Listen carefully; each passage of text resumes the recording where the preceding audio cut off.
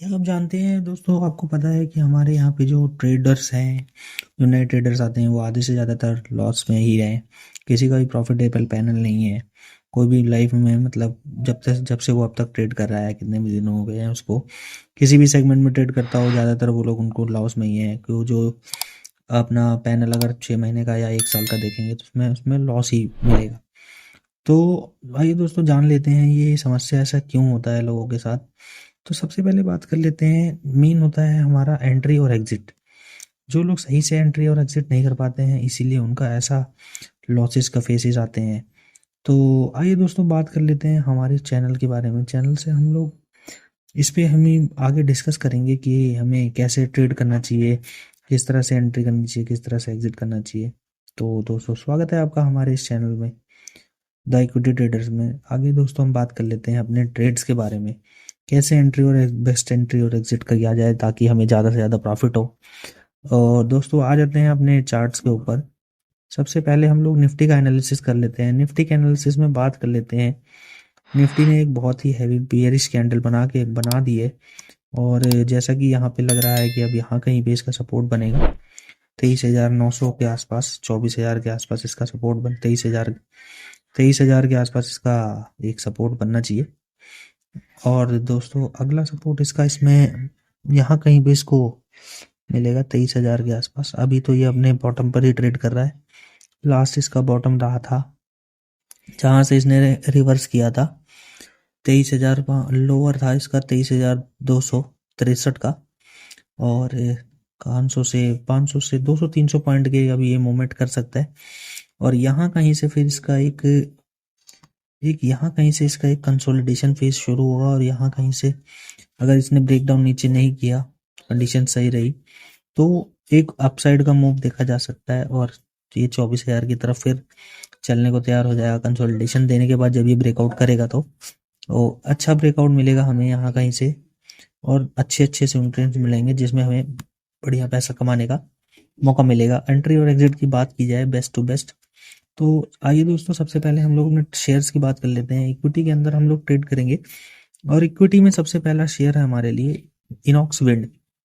जैसा कि आप ये देख सकते हैं, निफ्टी के अंदर यहाँ कहीं पे एक हैवी बियरिश कैंडल बनी है, और यहाँ कहीं पे इस स्टॉक के अंदर एक न्यूट्रलाइज कैंडल बनी है जो कि इंडिसीजन कैंडल की तरह परफॉर्म कर रहा है। और बात की जाए इसके सपोर्ट और रेजिस्टेंस की, तो इसका ये यहाँ कहीं पे एक मेजर सपोर्ट की तरह एक्ट कर रहा है ये एरिया। और यहाँ कहीं पे एक इंडिसीजन का मतलब ये है कि अब यहाँ पे एक शेयर कंसोलिडेशन के फेज में जाने वाला है। और अगर ये ऐसे ऐसे कंसोलिडेशन करने के बाद यहाँ कहीं पे एक ब्रेकआउट देके ऊपर की तरफ निकलता है, देन हम इसको परचेज करने की कोशिश कर सकते हैं। और यहाँ कहीं से निकलता है तो हम एक स्टॉप लॉस के लिए भी रेडी रह सकते हैं। और अगर ये नीचे की तरफ निकलता है तो एक स्टॉप लॉस भी ले लेंगे। अगर इसने अपने लेवल को यहाँ से कहीं ब्रेक कर दिया ये, तो हम इसको निकाल दें। अगर ये अपसाइड की तरफ निकलने की कोशिश करता है 180 88 के आसपास, 88 के आसपास तो ट्रेड कर रहा है, जैसे ही 80 90 के आसपास, 80 90 के आसपास ये ट्रेड करना शुरू करेगा तो देन इसको परचेज करेंगे। और एक हायर हाई की पैटर्न में जाना चाहिए, और एक अच्छी स्विंग ट्रेड्स की अपॉर्चुनिटी देगा। पहला टारगेट हमारा 210 का रहेगा, दूसरा टारगेट हमारा इसमें 230 का रहेगा, और फाइनल टारगेट इसमें 260 के रहेंगे। आइए दोस्तों, अब बढ़ते हैं अगले ट्रेड की तरफ जिसमें बेस्ट एंट्री हमको मिल सकती है। तो दूसरा ट्रेड है हमारा मनप्पुरम फाइनेंस में। मनप्पुरम फाइनेंस की बात की जाए तो इसमें एक न्यूज़ के कारण यहाँ कहीं पे एक हैवी गैप डाउन हो गया था। ये गवर्नमेंट की कोई पॉलिसी और रेगुलेशन थी, और इसी के कारण यहाँ पे एक हैवी बेयरिश कैंडल बन गई थी इसमें, और स्टॉक 20% के आसपास करेक्ट हो चुका था। और एक बढ़िया स्टॉक है ये, जिसका बिजनेस वगैरह बहुत बढ़िया है, अच्छा बिजनेस है इसका। तो अभी स्टॉक्स ने फिर रिकवरी अपनी शुरू कर दी है, जैसा कि आप ये देख सकते हैं, ट्रेंड लाइन भी बनाई है जिसको ये फॉलो कर रहा है। और यहाँ कहीं पे एक हायर हाइज के पैटर्न में बनाता हुआ निकलता जा रहा है, और एक हैवी बुलिश कैंडल के साथ इसने यहाँ कहीं पे एक ब्रेकआउट दिया। और जैसा कि आप ये देख सकते हैं, फिर से इसने एक कंसोलिडेशन किया, फिर ब्रेकआउट दे दिया।